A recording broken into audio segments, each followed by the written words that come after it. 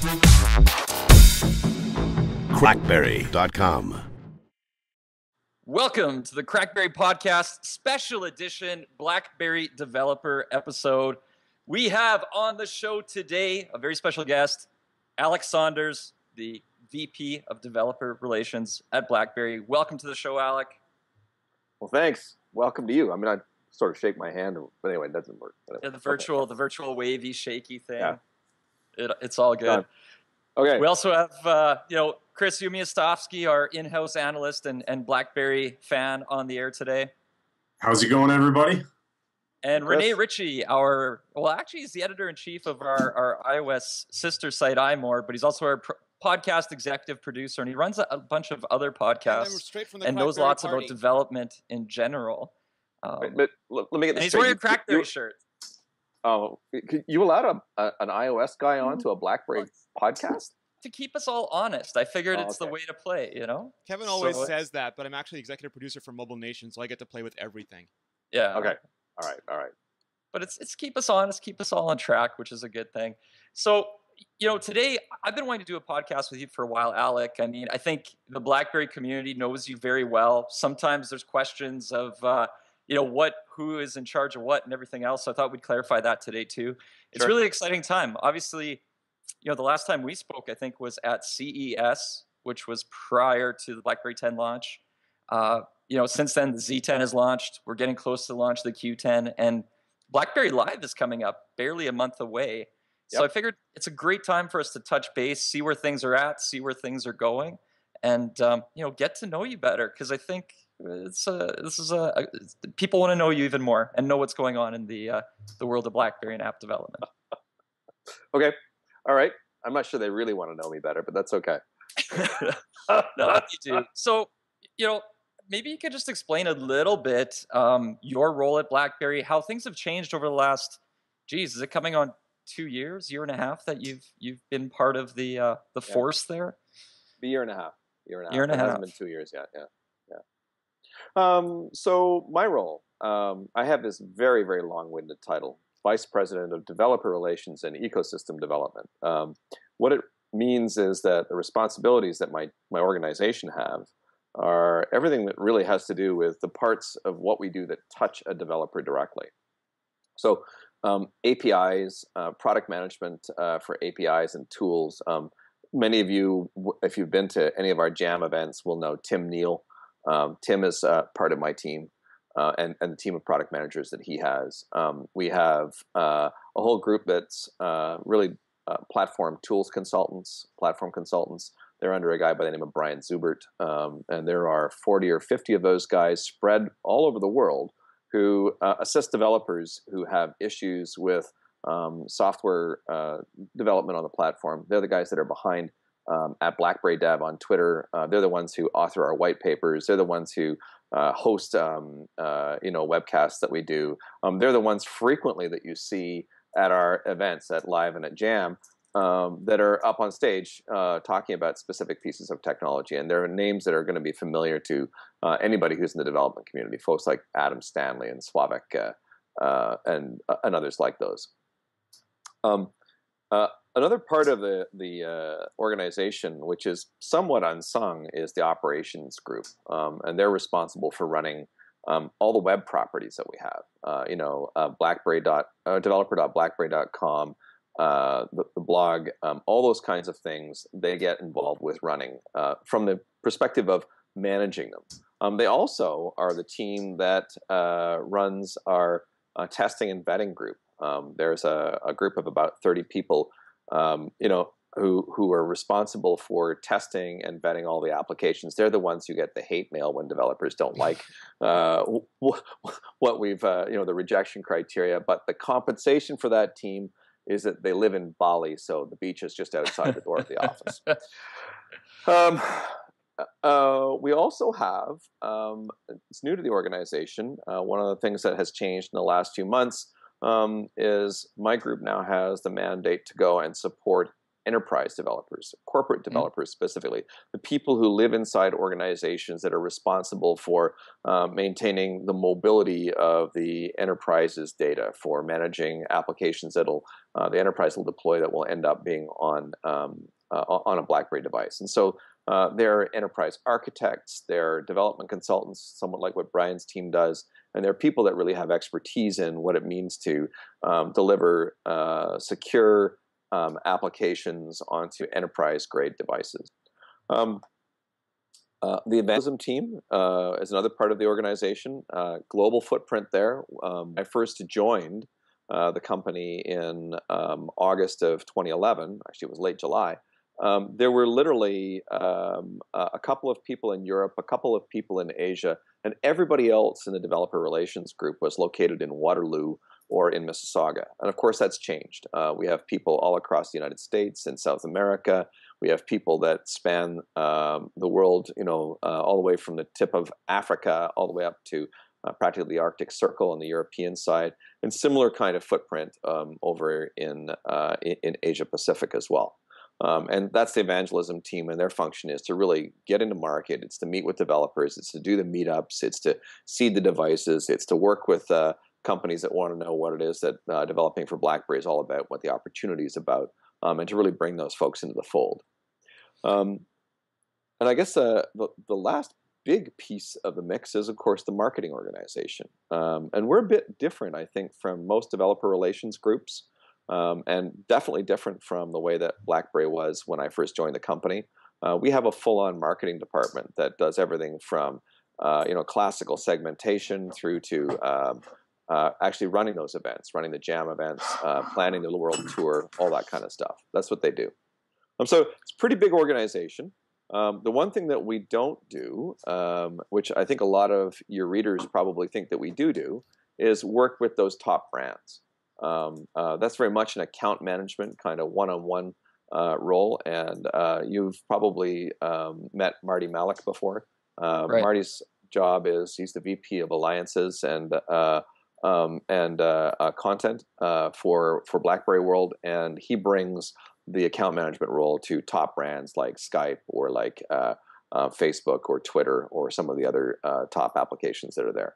So the two of us work hand in glove. My team supports his when they need technical support and those sorts of things, and we will often send an evangelist on site for an early initial engagement. But the guy who's really responsible for getting those great top apps that everybody wants to see on the platform is Marty and the group of business development folk that he's assembled. That's good. So you have an out from the question everybody's asking today in regards to some release dates. So that's really good. I like that. I don't know anything about those things. That's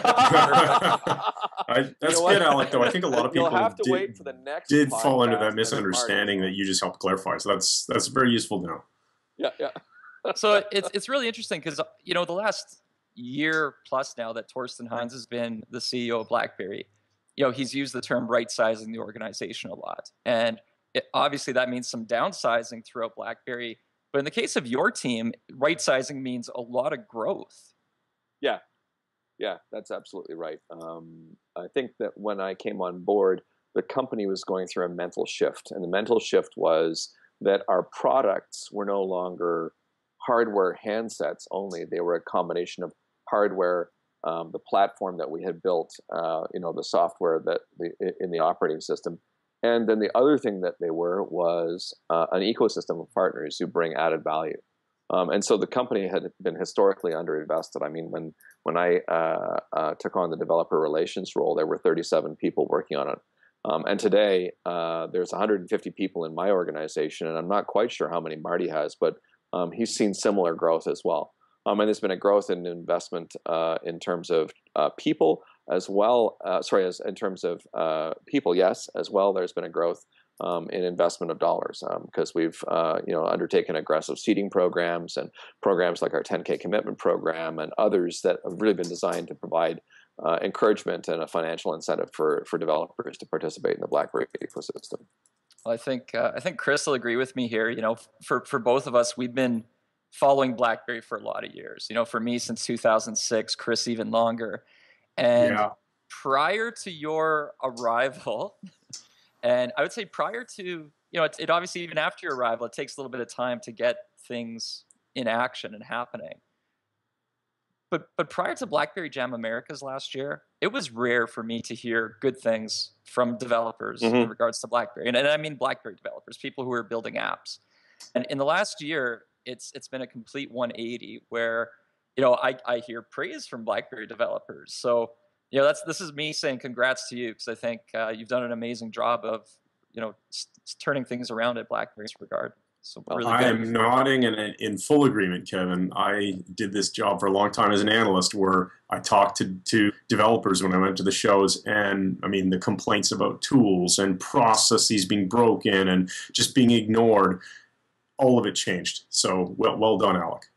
Well, thank you. You know what I have to say?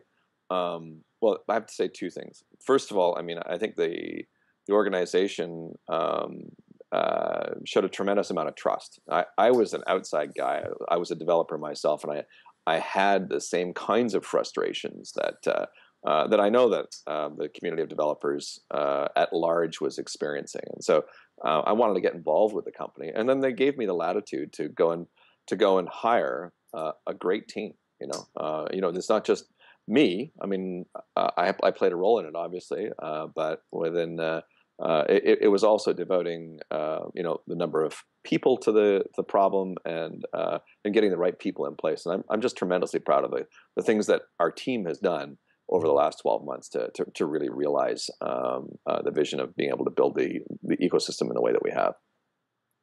It's been good. You've proven yourself worthy person in the role. You've done an awesome job, and it's funny because I mean, even when you first came on board, and I'll be honest, I had conversations. People talk.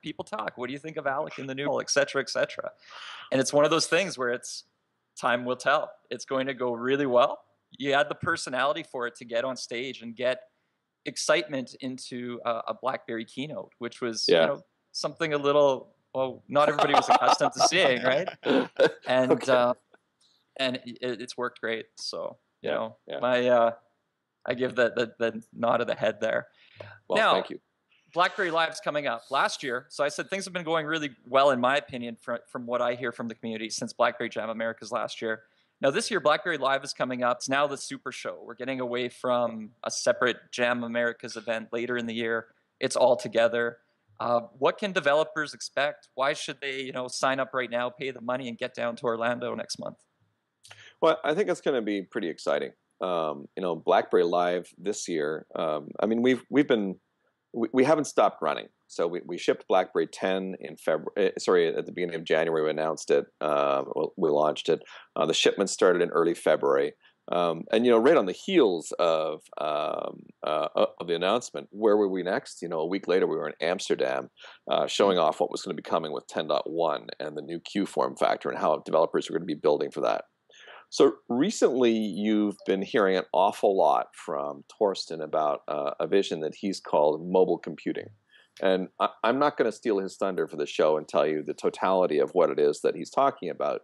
But we'll be unveiling new operating system releases and some tools updates that are designed to make it so that developers can start to build applications that realize that vision of mobile computing, and that are some of the things that we've been talking about for a while. That are around building applications that really where the device becomes not just a viewport that you can use to view media content, use as a productivity tool, but it really becomes a key to unlocking things that are in the world around you, and it becomes a tool that you can use to interact with the real world. So I'm pretty excited by what's coming. I think that from a developer perspective, there's going to be a lot of meat at BlackBerry Live that's going to really pique some interest. The other thing that we're doing, which is brand new, and we're test driving it. We have an aspiration in the developer relations group to be much more deeply involved with startups and with the startup community than we have been. So we're test driving an entrepreneur's track, and that track is going to be focused on how to build businesses using the tools and the assets that BlackBerry gives you. Because typically BlackBerry Jam events have been mostly about how you use the technology to build applications. Well, now we're going to start to shift the gears a little bit and help people to understand how it is that you can build businesses off of the platform. Interesting. Attendance so far, registration so far going good, I take it, and people still have some time to sign up? Yep. The registration numbers are ahead of last year's at the same time, so that's good.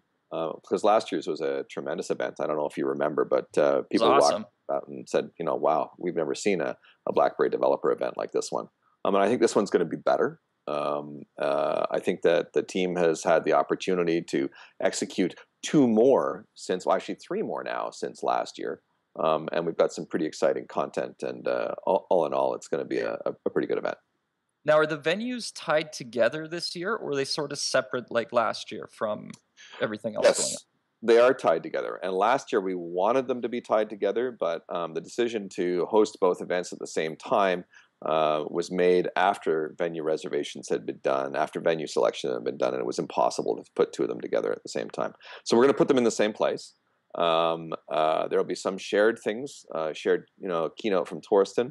There'll be a separate developer keynote. I think the most important thing from my perspective is I don't want to create an us and them environment. I don't want our customers to be separated from our developers and our developers separated from our customers, because I want our customers to see the great things that developers are doing on the BlackBerry platform. Good call. Excellent. So it really is going to be a BlackBerry show not to be missed. Yeah. It'll be the first BlackBerry Live event. It'll be the first combined developer and BlackBerry event. I think and if you get really bored with the content, you can always go to the theme parks. I say that. Well, are you the entertainment? Are you the entertainment for the Black Party? Is the band going to get reunited and sing? No, we've done our one song. That's it. Oh, okay. Too soon for a reunion tour then. That would be BlackBerry 11. It's much too soon for a reunion tour. Yeah, I think we'll have some other fun stuff, but we've done the music video routine a few times now. And I think it's time to think up a new surprise. Leave them wanting. I'll leave it at that.